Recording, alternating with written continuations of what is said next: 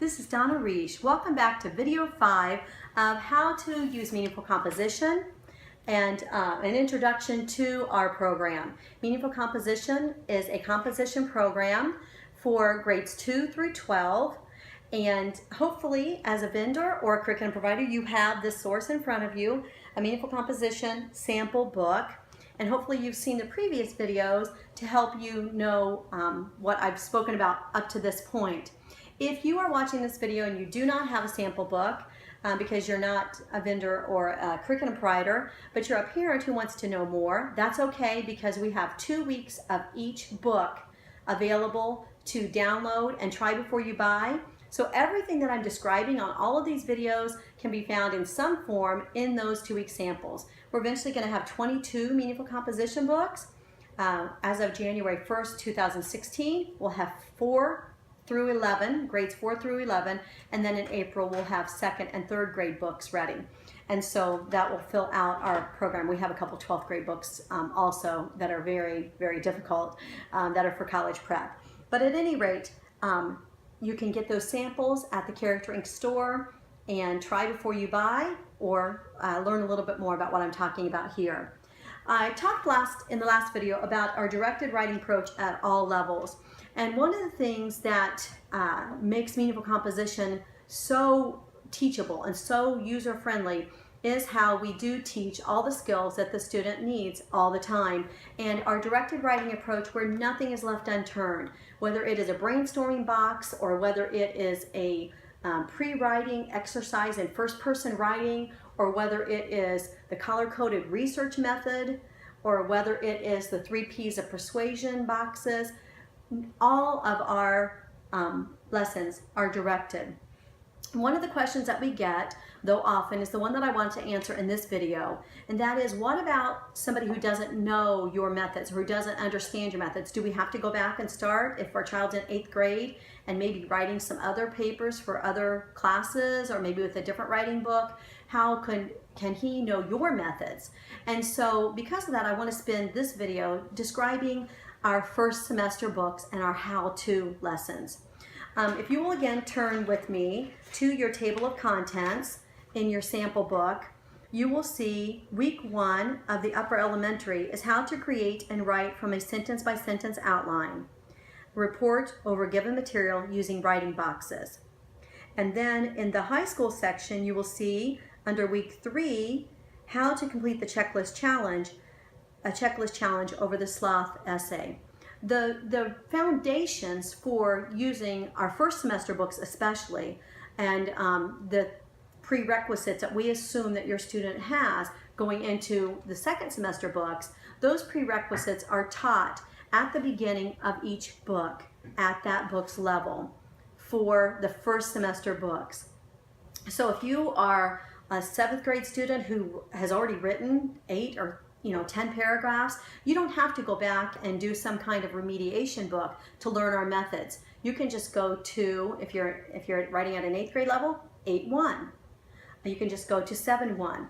Let's flip over and look at the various books that are provided. You can be on any of the overview pages that say Meaningful Composition 4.1, sentences, paragraphs, and more. All of these pages that are at the beginning that describe each book. It doesn't matter which one you're on. I'm looking at 4.1, sentences, paragraphs, and more. This is a first semester book. The top always lists all the skills and the projects and things that that book contains. But at the bottom, we have the list of all the books in the Meaningful Composition series. And you can see that each book has 2 semesters. Meaningful Composition 2.1, Start Out Right. Meaningful Composition 2.2, Keep It Up. Meaningful Composition 3 More, Sentence and Paragraph Fun. Meaningful Composition 3.2, Create. 4.1, Sentences, Paragraphs, and More. 4.2, Put those paragraphs together. 5.1, Writing for Real. 5.2, Creative and Clever, and so forth. I already described to you about choosing which book to start with, depending on what your needs are. If you need remediation, if your student wants to write only creative writing assignments, those are in those boxes right before these overview pages that tell you start out with this book and then go to this one, start and then go to that one if you're interested in a certain type of writing or if you need remediation and that type of thing. So that is laid out for you as I described earlier. But you can see here in this series list how every book has a first semester and a second semester book from 4-1 through 9-1. So 4th, 5th, 6th, 7th, 8th, and 9th grades. All of the first semester books contain our how-tos, but they're not the exact same lessons. They're how-tos with different material. So you're not always going to be doing the exact same how-to sentence by sentence outline, how to do the checklist challenge. Our foundations begin in the beginning of each first semester book with how to do a sentence by sentence outline over given material and how to complete our checklist challenge. So it doesn't matter where you begin in any level of a first semester book, you will have those lessons provided for you. 2 of them are in here, and so I want to walk you through those briefly and to show you how we teach our methods so that your student is ready to go right off the bat with learning our methods and then moving into all the different great projects that we have. The first thing is how to create and write from a sentence by sentence outline. And if you've used meaningful composition before, this is a new approach for the early grades. So 2nd, 3rd, 4th, and 5th, that is the early elementary and the upper elementary, all have what we're calling our writing boxes to teach this skill.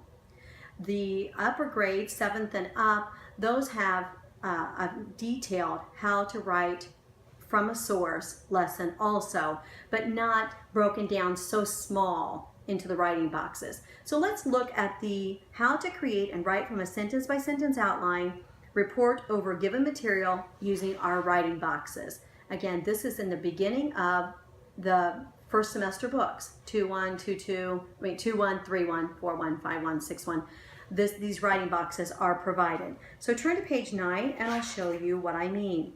We have how to use a source that we give you to write from. It's important that the student, first of all, learn how to write from the sources that we give them and then write by themselves. And the reason is because we kind of hold their hands. We give them training wheels, so to speak, as we give them sources. So they have this great source provided for them that is easily read by them, but it's also at their writing level. And then we give them the outlining lines, we give them all the tools to use to write from a given source so that then the next step out is getting their own source. And so that is how that is done. But that's the first semester of all the books, so you don't have to worry about your child missing something of our how-tos as long as you do any first semester book. This particular one is using writing boxes, and we've just developed this in the last year for the elementary approach so that they can have it more sentence by sentence and more helps. And so you can turn with me on page 12 and page 13. Actually, the passage is on page 10, and it is about Harriet Tubman, and it is a narrative, meaning that it is like a story, doesn't have quotes or plots and all that, but it is a narrative, a retelling of her taking a group of slaves to freedom. And so we have the same things as we have everywhere, paragraph of body A, paragraph of body B, paragraph of body C, but we use what we call our writing boxes on pages 12, 13, 14, and so forth. And so you can look at these and really walk through this and see this. We've been testing this. We've tested it now with 5 groups of between 4 and 10 students. No, sorry, that's 8 groups of between 4 and 10 students. That might be more than that. We tested it a lot, just a lot, and tweaked it. And so this actually takes a sentence and has them break it down, finding synonyms, writing a new sentence with using different words, adding describers, writing the final sentence with the new words and the describers for each sentence of the passage. So each page, 12, 13, 14, 15, is actually one sentence. So you can see how this is so much hand-holding and so many training wheels. And walking through this with your student will just seal their ability to write from a source. as you move throughout the other lessons in that book. And while I'm talking about moving through with your students, parents often ask how much time for the student, how much time for me, and I understand that. We recommend 20 to 30 minutes a day for the elementary books and some of the early middle school books, and then 30 to 40 minutes a day for the upper junior high and the high school books. And part of that is with you, and part of that is by themselves. But one of the things that we really encourage parents to do is to dig in, set apart the time, and work with your student on the first 3, 4, 5, or 6 weeks of any meaningful composition book. Because all of our books use the same methods. They're just incremental, so you just keep building and building and building on those methods. So if you take the time at first to help your student every step of the way, and for him to see, wow, look, I just wrote this, I can't believe how great I did writing this, then you are going to seal your future as a writing teacher so that he can use the rest of our books very, very well. So this is broken down sentence by sentence, and then they write their paragraph all together on page 17, putting all those sentences together. And then on pages 19, just like we've told you before, samples, samples, samples. This is not only helpful to the student, but it also helps you as a teacher to see what exactly did they expect on that. And so on page 18, a sample paragraph there, page 19, the sample of all of the writing boxes. And then we move over and do the second paragraph on page 21 and those writing boxes. So this is one example of our how-to. Another example that is not in the book, but just gives them, lays it out like paragraph 3 here. So on page 34, it has just the paragraph by itself with their outlining lines and their sample and so forth. But this is actually done over 3 paragraphs and is like a 30-page lesson in how-to for the junior high and high schoolers. So as long as you use a first semester book, you are not going to miss out on the how-tos of our program, as long as you use one first semester book at the beginning. And lastly, I just want to take you quickly over to page 177. This is our how to do the checklist challenge. All of our projects contain what we call the checklist challenge. That is a challenging checklist of tasks that a student does to all of their essays and reports. And so we use all of the different things that they've learned, how to write compound sentences, how to use sentence openers, how to use similes and metaphors, how to use advanced vocabulary, how to use strong verbs, how to add describers. We do all of that with our checklist challenge. If you could hold 177, that's our how-to lesson, but let me just show you a complete checklist challenge on page 254. This is a complete checklist challenge for a 2-paragraph project. So on 254, you can see 2 boxes, the all box and the all box. This means that your student wrote 2 paragraphs that week, and they should do each task 2 times. They're in the how-to lessons for the checklist challenge, there's detail after detail about each and every task. But this shows you what a whole one looks like. This is a complete checklist challenge, and they do this to every paper, and it's provided for them following each project, one specific to that project. But our how-to at the beginning of each book teaches how to do the checklist challenge. And this is something you definitely want to walk through with your students, because you want your students to be completely independent on the checklist challenge in just a few weeks. We spend the first month in all of our how-tos every week with our students, because we know that if we do the details and do the hard work of teaching them how to do the sentence by sentence outlines over given materials, how to do our checklist challenge, that they will be set for the rest of the semester in how to do those things. But this lesson, just quickly on 177, is how to complete the checklist challenge. We have each task, at the top of 179, each task is broken down and taught about. So we have on page 180 a paragraph, an essay that is broken down, double-spaced, that they can do the checklist challenge to. They can pull this out and use this for this particular how-to lesson.